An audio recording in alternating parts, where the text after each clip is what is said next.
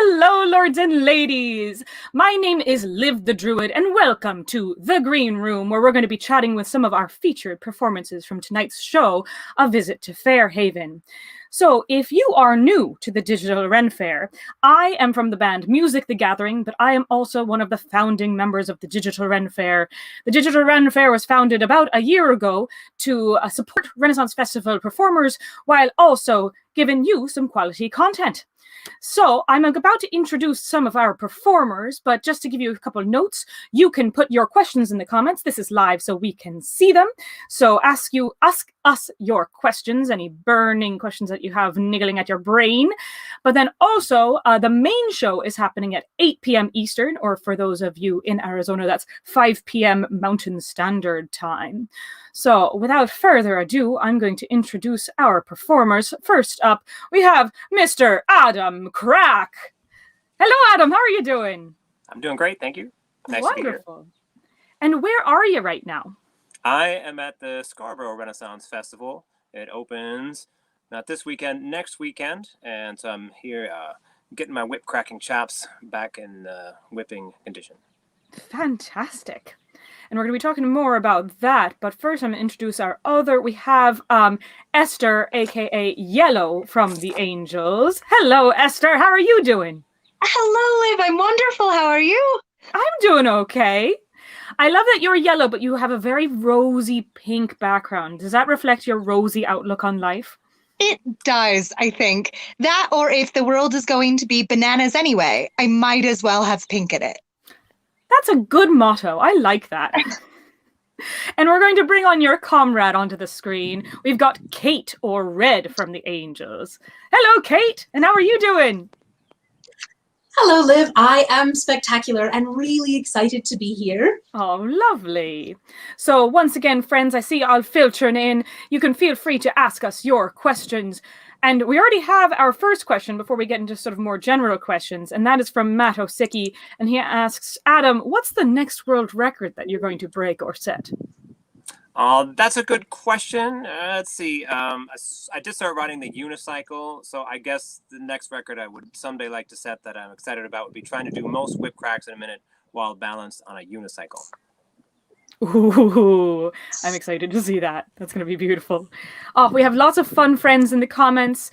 We have hellos. I'm going to pop some up so you can see them all being very, wonderful. Oh, hello specifically to me. Hello, hello. We've got some hello friends. We've got someone very excited about Lello. But again, feel free to ask us your questions. But first, I'm going to start with a general question because tonight is an homage to the Arizona Renaissance Festival. This was, I believe, supposed to be its final weekend of if the 2020 season were that to happen. So I'm curious, what are your favorite things about the Arizona Renaissance Festival? Perhaps starting with Adam. I was thinking about it. One of my favorite things about the Arizona Renaissance Festival is probably like one of the largest gathering of Renaissance Fair entertainers that you can see in one spot. Like, it's got so much entertainment for one Renaissance Fair because all of us want to be in Arizona in February and March because it's a great place to be. So if you want to go to one Renaissance Fair where you're going to see the most entertainment and you can't see it all in one day, it's the Arizona Renaissance Festival. That's fantastic.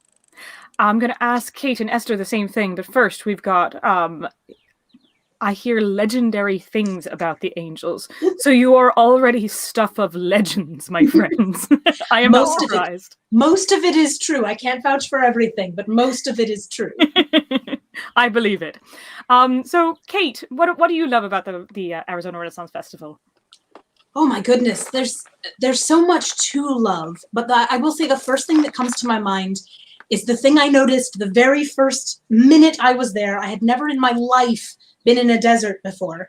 And I will tell you, in my opinion, I find Arizona Renaissance Festival to be the absolute most beautiful because the festival itself, the grounds, the buildings, the stages, everything looks so fairy tale and fantastical. And then behind the festival, there's desert and then mountains, the beautiful Superstition Mountains. So I always say that being there is like being inside a postcard that's inside another postcard. And I love it.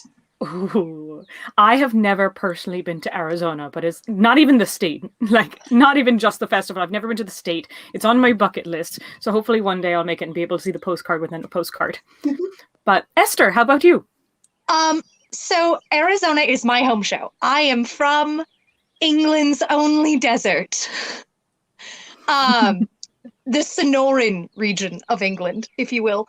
I absolutely love that show. And I think a part of why is because I am from there. It is my home. It's a fun thing about the Arizona Renaissance Festival is that we start off with grass, and the grass is gone by the end of the run. And you're always covered in dust. And I have a thing where I like that. That's my favorite part. I'm like, yes, I would like to be covered in wind and dirt. Yes, please. Wind and dirt. I love all of this. I want to go to Arizona now. But for our audience, I'm curious, what's your favorite part of the Arizona Renaissance Festival? Very curious there. Let us know in the comments so we can see if you have a favorite act, if you have a favorite part of the festival, if you have a favorite just feeling that you have when you're there. Let us know. I'm now going to talk about something which I want to give a public thank you to the Angels, because when we asked you to be on our show, you said that it was very important to you that we have correct subtitles. You want to make sure that everyone's able to enjoy the show, know what's happening, and we're very thankful. And it got us thinking, and we were thinking we should always have correct subtitles for our show. And so this show, we started thinking maybe we should start with this show. Maybe we should have correct subtitles for this one. And then we remembered that Zilch the Tory Stellar is in this show. And we decided, no, next show we'll try to have accurate captions for the whole thing. And I'll tell you what, Liv, I have been doing captioning for Angels videos just long enough now to have gotten a few skills. So I'll be your volunteer. The next time you have Zilch the Tory Stellar on, send me his video a little in advance, if you don't mind, and I will do his captions for you. I would like for all of our fans to be able to see and enjoy everything that we do. And that's a wonderful goal. And so for any of you watching, if you turn on the captions during the Angel segment, you will be able to follow along with the subtitles there. So here's a question from the audience that I don't know what it means, but I'm guessing that you all might. Have you ever had to contend with a haboob storm during the AZ season run? What does this mean? Okay. Esther, could you explain, Esther? So a haboob is a giant dust storm. Think The Mummy. When that like giant wall of dust is happening and the face comes out of it, like, it's like that, but without the face. And generally what we have seen is haboobs have started really becoming a thing that is a problem in Arizona in the last like 10, 15 years. And generally speaking, they come through the valley. So the Arizona Renaissance Festival is out in Gold Canyon, which is about 40 miles out of the valley proper. And the valley as this bowl surrounded by mountains, that is a part of why haboobs happen. So they tend to only come through the city. So I have never seen a haboob come through the festival, but oh boy, howdy, would I love that. Just stand out in the wind. Just take me. It'd be great. So then afterwards, is it like dust storm? Is everybody just covered in sand afterwards? Everything or is it just is covered in a layer of dust. Mm-hmm. Oh, amazing. That sounds amazing. We also have Andrew Thomas here. He says that Arizona was the first fair I attended and the first time I saw Adam perform. He is amazing. And I second that. And I know we were talking right before we went live, Adam, that even if people can't go to the Scarborough Renaissance Festival or choose not to go, they can still see some of your tricks that you'll be doing in the midweeks. Where can they see those tricks? Most of the videos I've been making, I post on TikTok. I guess the only problem I've had with TikTok is I can't do fire on there. They always take those videos down because they're too dangerous. But I post a lot of my tricks and some funny stuff, and just some behind the scenes thoughts I have about whips and whip cracking in general on my TikTok. Who is at Winrich Adam on TikTok, and it's probably the platform where I have the most followers. But I also post a lot of those on my Adam Crack Facebook page. So for anyone that's more used to using Facebook, you can probably see the best stuff just get posted on my Adam Crack Winrich Facebook page. Fantastic. I'm curious because I saw one of your TikToks recently where you talked about that whips were used to chase away demons. What's the story there? Yeah, that's so I got a couple anecdotes. So one, a couple years ago, or no, about a year ago, I went to Germany for a whip cracking competition. It's actually a traditional part of sort of German-speaking Bavarian culture in the Alpine region of Germany, Austria, Switzerland. And they've been using whips as part of their festivals for a long time. So in researching that, they would tell me that just sometimes they would use the noise to like scare away demons, like you would do. And a more specific example would be from Tibet. As in a book I have, there's a picture of a whip actually made from a human femur, and then the thong of it, or the lash, is braided out of human skin. And that was used also to scare away demons. So some of you online may have seen people that's actually from a movie Hercules, and it's not real, it's just a movie prop. But the Tibetan whip made out of a human femur and skin, that was very real. Whoa. That's amazing. I want one so bad. That's so cool. I'm going to take a break and look at some of these comments about what everybody else loves about Arizona. So over on YouTube, it's one of the few shows where you can get sun, heat, rain, and dirt all in one day. Super exciting. And then very close to Colorado, I know that we do have some Colorado fans in the audience, and the Angels know a lot of Colorado fans. So one day, perhaps. We also have the performers and the memories that are made with family. Oh, so many wonderful comments. Nothing compares to walking through the Arizona gates. We've got an Adam Crack fan here. We've also got an Esther fan here. Lots of Lelo love. And then, yep, seeing friends' faces when I bring them for the first time, being able to show them the world for the first time. Yes. And then we've also got some love for Barely Balanced here. In the middle of a Barely Balanced show, we had a proposal. So amazing. Let's see. Oh, the Superstitions Mountains do add to the experience. You leave your life troubles when you walk through the gate. I love that. And I'm really curious because I didn't realize they were called the Superstitions Mountain. What is a superstition? Do any of you have a like fair ritual superstition that you do before a fair day to make sure it goes well? Or have you heard of any good ones that other people have? Feel free to take your time and think about that, because we also have some fun comments. For example, talking about captions. What's the captioning for Adam look like? Crack, crack, crackety, crack, crack, crack, crack, crack. Yes. I think it's just quotes, cracking sounds. Could there possibly also be cracking intensifies? As it speeds up? That would be a good one. That would be good. Yes. With the humor that our video team is Rain Bubble Productions, and they love sound effects. Connor specifically loves creating sounds. One note, many of the sounds that you'll hear in the show that are slide guitar, slide banjo, any of the musical sounds you hear, those aren't canned sounds. That's Connor creating those from scratch. But he loves, it's a piece of pride for him that any rim shot, so the he tries to make every single one different throughout the show. So listen out for those. And but knowing that he loves that, I feel like we would have to make our captions very specific and basically give the flavor of each rim shot as it happens in the captions. That's amazing. I want to collect all of those Easter eggs, and I'm Jewish. Just sassy rim shot. Confused rim shot. Dad joke rim shot. Disappointed rim shot. There definitely are a couple of those. Oh, yes. Yes. Because this is... Oh, go ahead, Adam.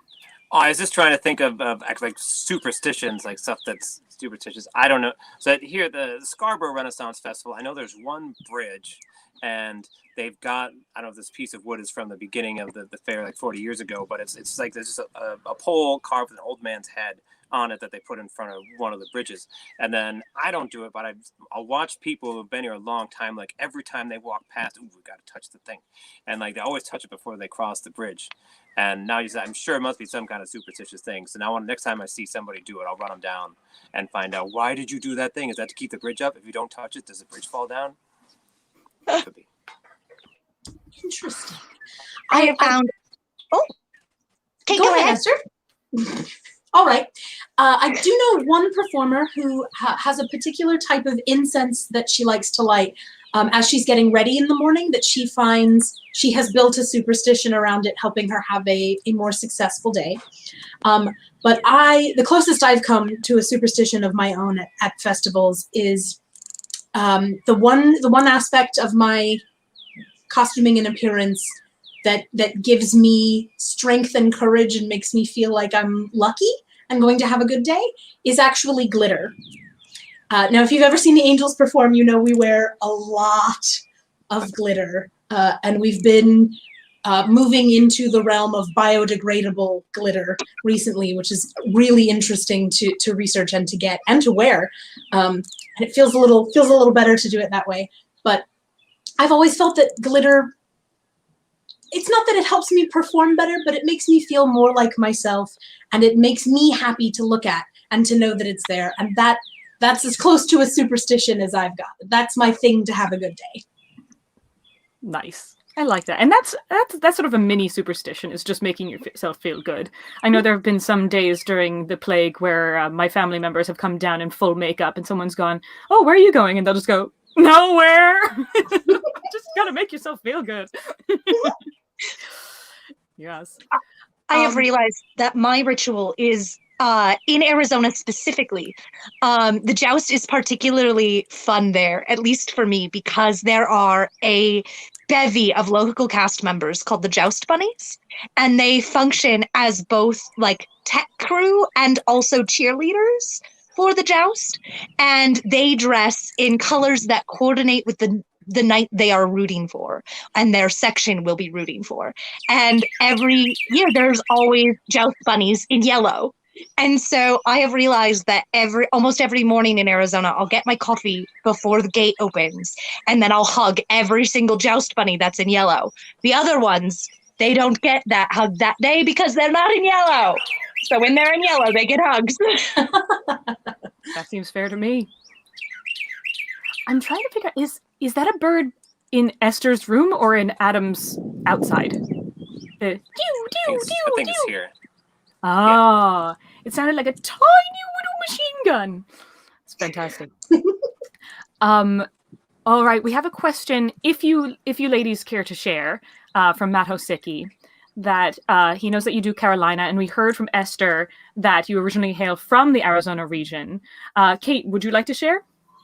Sure. Well, the Angels show was originally created between myself and 3 other performers who were at the time on local cast at the Carolina show.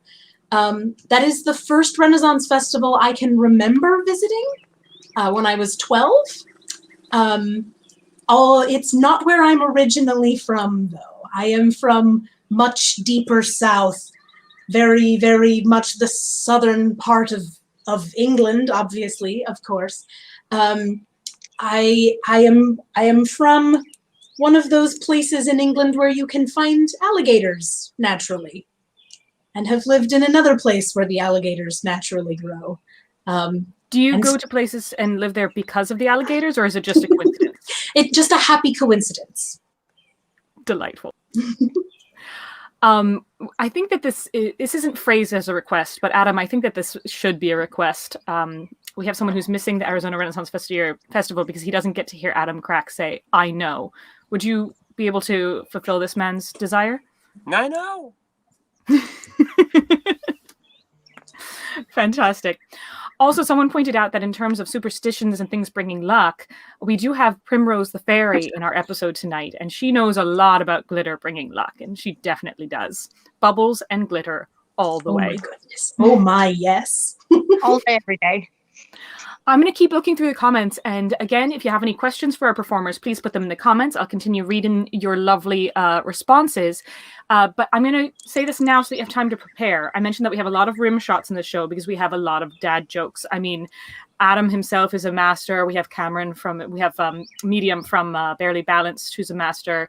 So at some point in the next 20 minutes, I'm going to ask you all what your favorite joke is. So I'm giving you a warning right now. Someone pointed out that the bird sounds like the bird whistle from the fair, which is actually very true. It's fantastic. And we have some love from Nemo Cat. Thank you so much for doing this and just spreading lots of love. Oh, and we had someone who is very happy with the I know. So thank you very much for that. All right. It looks like we have some love for biodegradable glitter as well. And then we have someone who's saying, we have Michael Albert saying, isn't Arizona Florida without the ocean? And I was saying, I've heard a lot about how Arizona heat and Florida heat are two very different things. Would any of you like to talk about that comparison? Florida is hot, but Florida is moist. Sorry, I just squeaked myself out. It's fine. Arizona is like when you have your oven on really high. So not necessarily for cooking or for cookies, but more like when you have something that you need to broil, right? And then you open the oven and all of that hot air comes out at you. It is just like that, except there is no foodstuffs when you open your front door. Which is a shame. I mean, unless you prepare the foodstuffs, right? Well, or unless you have an orange tree in your front yard, which you might. That sounds delightful. Or lemons or grapefruit. Mm-hmm. This is making me hungry. So let's go to this question. Do you have a favorite food inside the Arizona Festival? Or a sort of Arizona restaurant that you like to go to? Oh, I do. Absolutely. I could take that one. Go for it, Adam. So, yeah, there's the English sausage shop, which is really good. And I always like their pasties. We call them. So the chicken curry one is usually what I order. Though pretty much everything on their menu is great, but the chicken curry pasty is my favorite. Yum. Well, that's delightful. I was also going to say the sausage shop. So it comes to you highly recommended. My personal favorite there is the shepherd's pie. And if it's anything less than 90 degrees on a fair day, that's probably what I'm getting for lunch. So it seems like 5 stars from this group. How about you, Esther? I also love the sausage shop. I eat kosher, so I don't have any pork and I don't mix meat and dairy. So like the sausage shop, I like to get their fries, their French fries with all the delicious seasonings they got on them. Like, give me that for days. Also, I could eat potatoes forever, so that is not saying much. My favorite restaurant, like there's a chain outside of the festival in Arizona. It's called Cornish Pasty Company. And there are like 7 locations in the valley, so it doesn't matter really where you stay, you will have a Cornish pasty nearby. And it's delicious. And they have fabulous, fabulous wares, and go and eat there.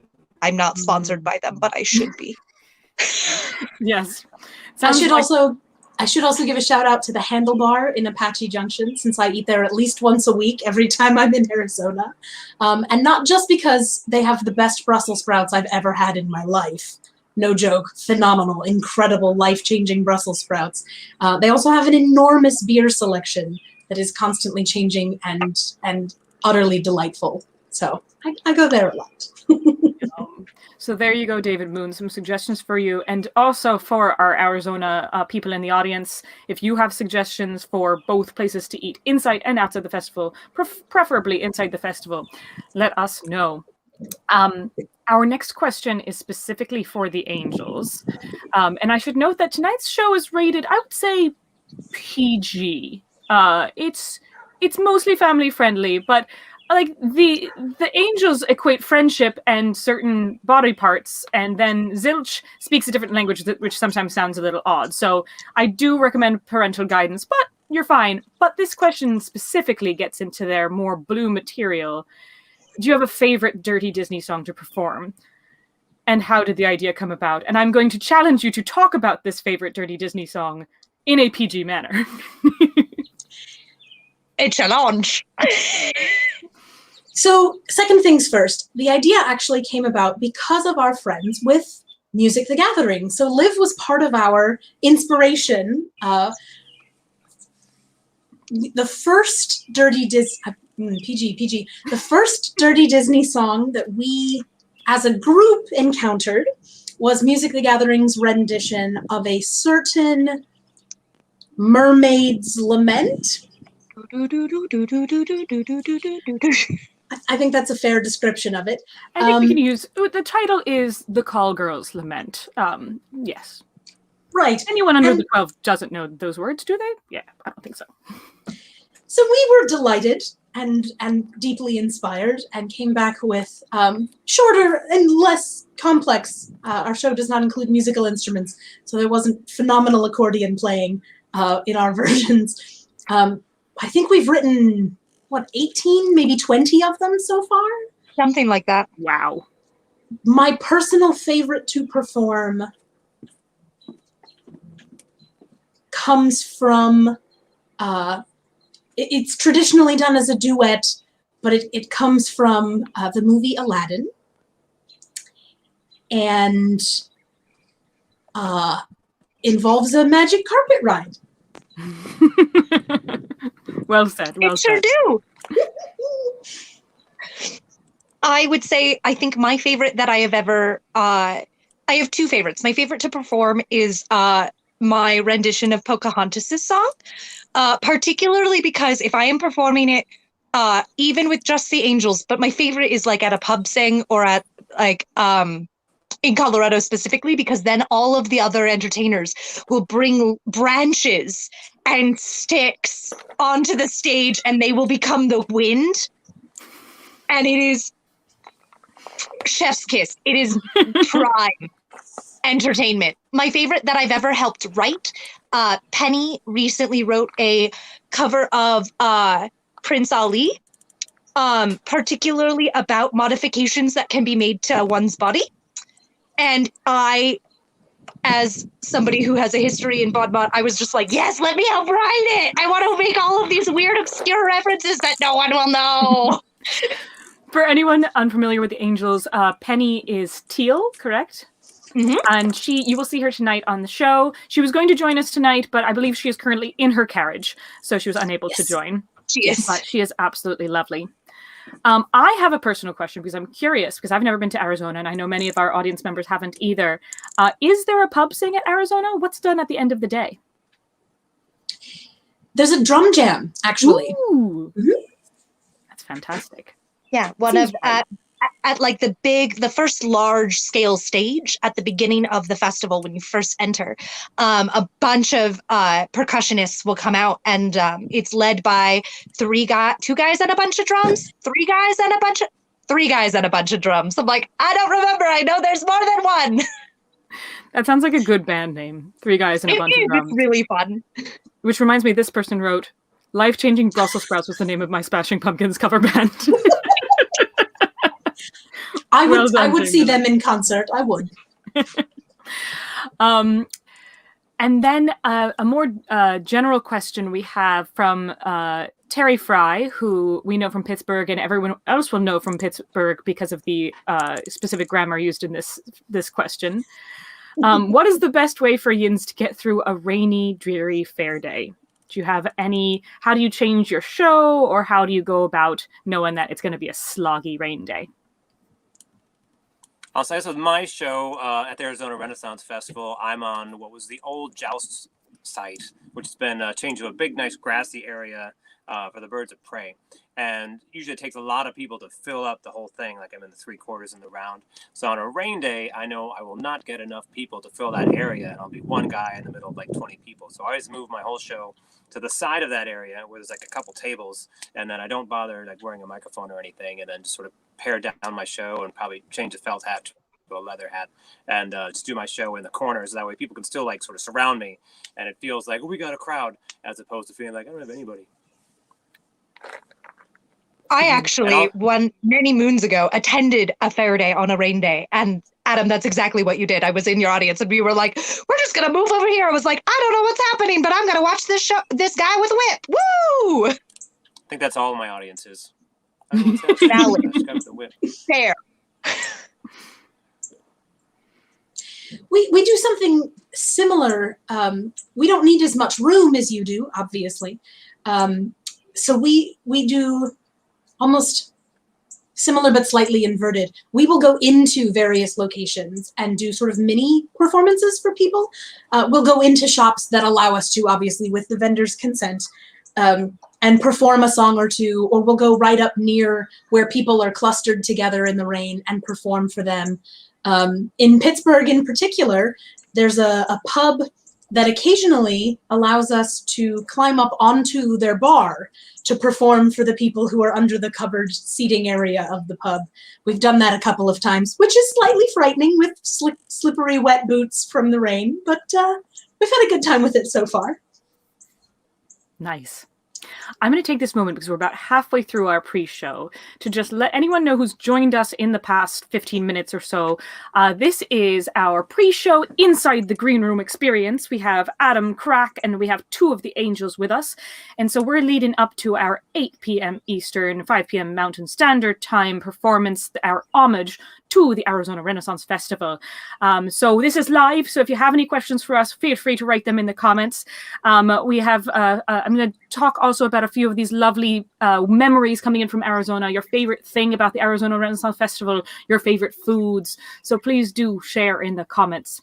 So with that said, we have a few people who have never been, but who are getting excited. We have Brooke Radar. I've never been to Arizona. I've actually never seen any of the performers, but it's so exciting, so excited to travel and go to other festivals once I'm vaccinated.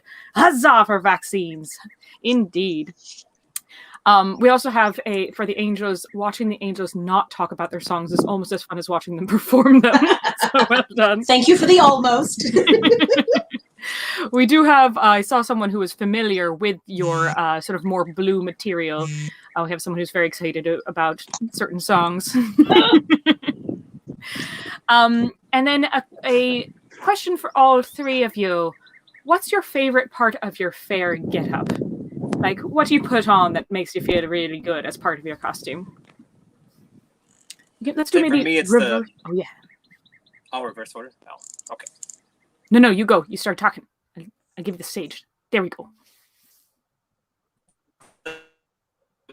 Out of small, barely balanced, and she's made me 3 vests already. Yeah, I can try to get closer to the camera. So it's a cloth body, but then all of the decoration and there's a big dragon on the back. That's all, and even the shoulders is all vinyl that she cut out and stitched together. So when you watch me perform with it in the video tonight, even if the stage is a little bit dark, all the light spots of the costume really stand out. Nice. Quick, before we go to Kate and Esther with this question, this leads into a question from we have Esther. How is Baby Dragon doing? Baby Dragon is great. Baby Dragon is having a great time. She currently lives in my closet. She is having a blast exploring all of my clothes. I was going to ask who Baby Dragon is, but I think it's better to just leave it at that. All right, Kate, what's your favorite part of your costume? Oh gosh, I love it all so much. That's genuinely tricky. The bodices that we wear, which I'm not wearing at the moment, but for anyone who's seen us, the bodices that we wear, the fronts are entirely hand-woven 8-color rainbows. They're very distinctive. They're very unique. It's part of our iconic look. And that's gorgeous and beautiful workmanship, of course. The thing about it that I love is that we are wearing rainbows on stage, and that we have made that such a huge part of our presentation and our identity. All of our signage is rainbow. All of our merchandise is rainbow. We have claimed that as such a huge part of what our show is about and who we are and how we present ourselves. And it gives me a great deal of joy to be able to represent my community so brilliantly and so brightly. That's fantastic. I would say, in that same vein, my favorite part of my costuming is my pronoun pin. Because I am a singular they. Who somehow exists in a pluralist. It's great. I love it. I love being a they, them. And I love having my pronoun pin on my body at all times. The number of patrons that have come up to me and been like, I am also a singular them. And I'm like, them's forever. Them's forever. Fantastic. I'm going to turn to some of these comments about what people love about the festival. We have someone who loves the drums. We have seeing everyone in Arizona from the guard shack and saying welcome home. We also have some hellos. We have hello to the angels from Adam Christopher Hoss, and we have a hi Adam Crack from Lynn Whimsy Lang. And then we have a couple more questions before we sort of start winding down. We have, where did it go? Oh, here we go. Who were your inspirations to enter the fair world, if you have one? This time we will go in reverse order, if you're ready, Kate. It's a tricky question because I started attending at 12. So initially, my inspiration was everything about it, everyone in it. I felt so welcomed and so comfortable and so joyful. So that's what brought me into the festival world in general. But I think the people who inspired me to create the Angels and make it a full-time thing and go on the road with it, I think that credit actually goes to Iris and Rose. Whom I did not meet until a year later, but I had seen their show, and I had seen, more importantly, an interview of them where they were talking about what the work that they do means to them, and I thought, that's it. That's what I want. That's what I want my life to feel like, and voila, it does. Amazing. I will say that Patrick Smith worded this slightly differently. So what performer inspired you to want to be a performer? And I'll also say if there's a performer out there who inspires you to be a better performer now that you are a performer, that's also a valid version of this question. Esther. I honestly, I think that the nuns were it for me. I was just like, this is ridiculous. I love this so much. I want to do this, but Jewish. And then I was asked to audition for the Angels, and I got an opportunity that I couldn't pass up. The nuns constantly inspire me to be a better performer. Like, how much weird nonsense can I fit in a sentence that has no swear words? Impressive. And how about you, Adam? I guess for Ren Fairs, for me, it's funny. I went to the Minnesota Renaissance Festival a couple times as a teenager. And I just went twice, and then that was it. I was like, oh, this is a Ren Fair. I didn't even know there were shows. I went at a classic time in that fair's history. I didn't even watch any shows. I'm kicking myself. But after I was, towards the end of college, I got into community theater. And then after a couple of years, I was still doing it occasionally. And a Renaissance Fair opened about 20 miles from my house where I grew up. And the people in the community theater were also getting involved in the Renaissance Fair and knew that I could crack whips. And they said, man, you should create a show for the Renaissance Fair. I was like, all right, I'll do that. So I did the first season, and my show wasn't very good, but I had spent a while like practicing and working on my skill set. So other entertainers that had come to that fair said, hey, if you like this, you should really try to go do other Renaissance fairs. So it was the other performers that encouraged me to get out on the road. And then so that was 2006, and then by 2010, I was on the road full time. Lovely. Amazing. Fantastic. We have a question specifically for Adam that seems a bit tongue-in-cheek. When measuring the decibels of your whip cracks, is a fire whip or a normal crack louder? I didn't measure the fire whip crack. I should have done that, but I did not do that. Yeah, I was trying to think and see how. I mean, it certainly sounds louder. It's the fireball coming off was a bigger, like a concussive thing. So you could see how you would think it was louder. Interestingly enough, so one reason he asked that, I did set a Guinness World Record for loudest whip crack. So it forced me to do a lot of research about loudest of whip cracks, decibel meters, which whips are louder. And mostly what I found was that some people will tell me, oh, my whip's louder. I got this special cracker on the end. I combine these 3-4 different materials. It's the loudest whip crack. Most of the time, the difference you're hearing is not an actual change in the loudness of the sound. It's just a change in the quality of the sound or the timbre of the sound. And it's not actually louder. It might be sharper or boomier. And you think, well, that's louder, but it's just a change in the timbre of it. Interesting. Fascinating. Yeah. Right? I'm like, ooh. Sound works in weird ways. Some comments from our audience. We have just appreciation. We're all hurting from the Arizona Renaissance Festival canceling. We have, though, great choice on their part, still hurts. And then we have favorite thing besides the performance and the people, just 10 miles away. You lucky person, you. Fantastic. And we have a lot of love for Small and her amazing creative skills with dragon embroidery. We have some love for other acts. We have the Mudmen show. There was also some love for Dead Bob show along with Adam. And then we have someone who says that the Arizona Festival is their happiest place on earth. So absolutely lovely. And we have some specific hellos. We have a hello to the Angels from Madison DeSoto. We have Esther knows HMZ. So we have a hello there. And then we have some favorite food. We have classic bread bowls and turkey legs. So delightful. And we also have some hugs for the angels as well. Missing the angel hugs. Lots of love for Hey Nunny Nunny as well. We are wrapping up. Oh, actually, I'm going to have this question be one of our last ones. We have, Adam, do you have a favorite whip? I have so many, it's impossible to pick a favorite one. That's the thing. So I do collect whips, and I have almost 300 of them. So it'd be impossible to pick just one. But I do want to say, someone mentioned Dead Bob. And one of the things I really enjoyed Dead Bob at the Arizona Renaissance Festival. And because of him, I can never say the word Prius in a normal way, because he has some joke about he got hit by a Prius every time I say Prius. I always say it like that because it's stuck in my head. I can't say it on Prius. Amazing. I'm going to take a moment here to just say a little bit about the Digital Ren Faire. So both this pre-show, Inside the Green Room, and also the Arizona show, Visit to Fairhaven, are being hosted by the Digital Ren Faire. That's us.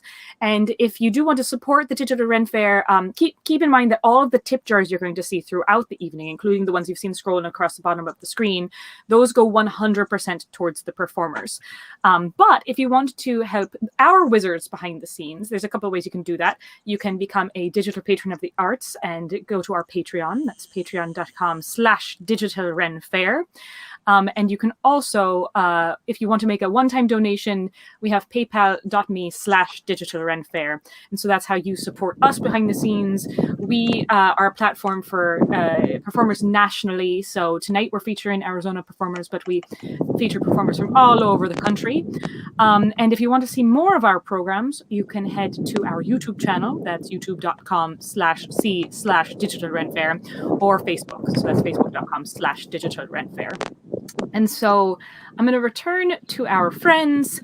And I'm going to say, the Angels, you were talking about how important, with all this dry heat and everything, that it's very important to stay hydrated. And I didn't know, you were saying that there's many different types of water. There are so many. Oh, so very many. We spend a lot of our time in the 16th century where water wasn't necessarily the safest thing for you to drink. The fermentation process was very helpful in that regard. And so, water may not be the thing you choose to hydrate yourself with during a Renaissance festival day. A lot of people choose hops water. That's very, very popular. Some of it's more hops, some of it's more water. Some people choose grape water. Delicious, red, white, sparkling, and rosé. I'm a huge fan of grape water myself. You could go traditionally Viking with honey water. Honey water is a good one. Always a fan of that. But there are so many options. Oh, so many. You could go traditionally Arizonan and go agave water. Agave water. I hear that goes very well with limes if you want to keep away scurvy. Phenomenal with limes. And citrus is a way, yet again, no scurvy. Just drink your agave water with lime. Mm-hmm. Yeah. It's a double health benefit.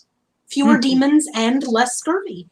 And very few demons if you happen to have Adam cracking a whip nearby. Yeah. Oh, good. And so if you're new to the Green Room, we have a thing with Gwendolyn. So the Gwendolyn from the Gwendolyn Show, who you at Arizona may know, she's the one who gives advice. she often has a special way for everyone to take a drink of their drink. So no matter what kind of water you're drinking, whether it be normal water, agave water, grape water, etc., you are welcome to join us in our special drinking game. Just make sure it's age appropriate. So she, even though she can't be here, she sent me a list of things where she suggests you may take a drink of your drink. And there are 2 levels. There's level 1 and then there's expert level. So I'm going to start with the level 1 ones, and we will also be putting these in the comments during the main show. So every time you see fire, she wants you to take a drink of your drink. Every time she calls someone her best friend, take a drink of your drink. She's got many, many close friends at this festival. Every time the angels give their friends some support, take a drink of your drink. Oh dear. That one maybe should be on the expert level. But every time someone playing a harp makes your brain feel all cozy, take a drink of your drink. Every time Zilch, in his special foreign language that he speaks, says the word fart, take a drink of your drink. And then we've also got the special... one more level 1. If you see a fairy and a cat in the same frame, take a drink of your drink.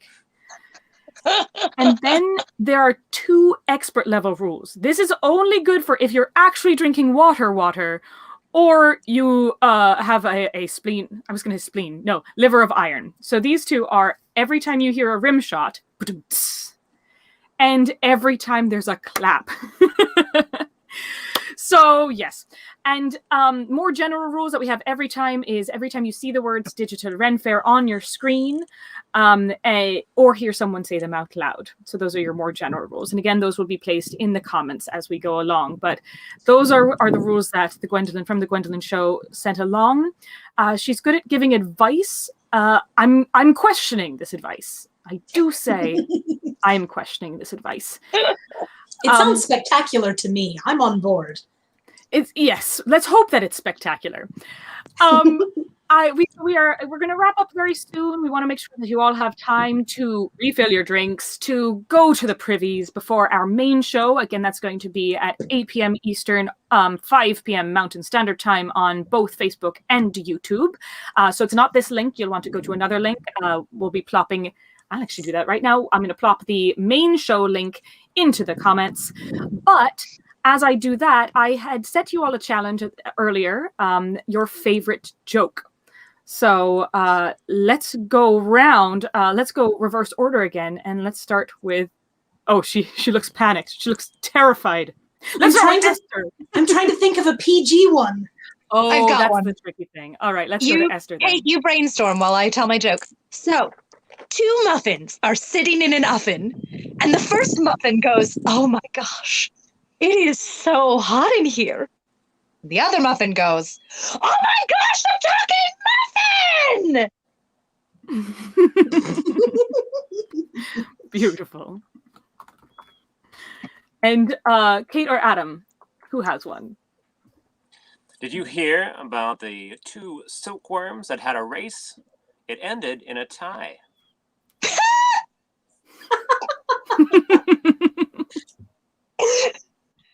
I love corny jokes. I love them so much. I know, and it's rare to hear one that I haven't heard, but I definitely had not heard that one before. That was Okay. I like that one. Another follow-up to. I got another one. It's another worm. Did you hear about the 2 earthworms that fell in love? They were soil mates. Oh, That is adorable. All right, I've thought of one. It's a classic. I did not write this joke. I don't get credit for it. But I've heard a lot of answers to it, so I'm going with the original classic answer. What's black and white and red all over? What? A newspaper. Classic.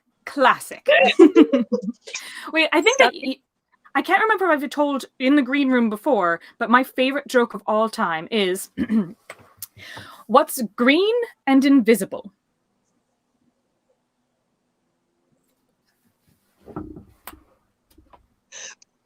This cabbage. My cabbages! That's fantastic. You know, I am friends with an act that does not perform at the Arizona Festival, but does do several other shows around the country. The German Brothers, you may have met them, you may have heard of them. And it's just occurred to me that I happen to know the German Brothers' favorite joke, the one that will make all of them absolutely fall apart laughing every time they hear it. And they got it from one of their mothers, so it is PG. It's G-rated, it's fine. Spotlight. I see that worried look on your face, Liv. So here's the German Brothers' favorite joke of all time. If you see one of them, say this to them. I guarantee they will laugh. What's brown and sticky? A stick! Of course. I also just saw this one pop up in the comments, and I haven't heard this one before, and I'm a fan. I came up with a new word yesterday. Plagiarism. Nice one. Beautiful. Like to follow up on your stick joke. Oh, can I follow? So, yeah, We absolutely. were talking about dead Bob earlier, so he had a couple follow-ups to the stick joke. Also, what does a dog do that a person steps in? Pants. Pants. Oh, that took me a solid second. That's fabulous. What's brown and rhymes with Dr. Dre? Snoop. Oh, Amazing. these are all so good. I gave credit where credit's due. That says, yeah, dead Bob. Yes, so Dead Bob's here in spirit, absolutely. And there will be so many more jokes during the main show, which is happening in, by my watch, only 7 or 8 minutes or so. Again, lots of rim shots for expert level, and we have many more jokes to come. It's about time to sign off because we want to give you time to sort of get adjusted before the main show. But I want to thank Adam and the Angels, which sounds like some sort of new band coming out, so much for being here in the pre-show. Thank you to the audience for sharing your Arizona memories and sharing some of your jokes, favorite foods, favorite moments with us. We really appreciate all of you. And join us in just a couple of moments for the main show. And until then, I'm Liv the Druid. We have Adam Crack Winrich and Kate and Esther from the Angels. This has been Inside the Green Room. Farewell.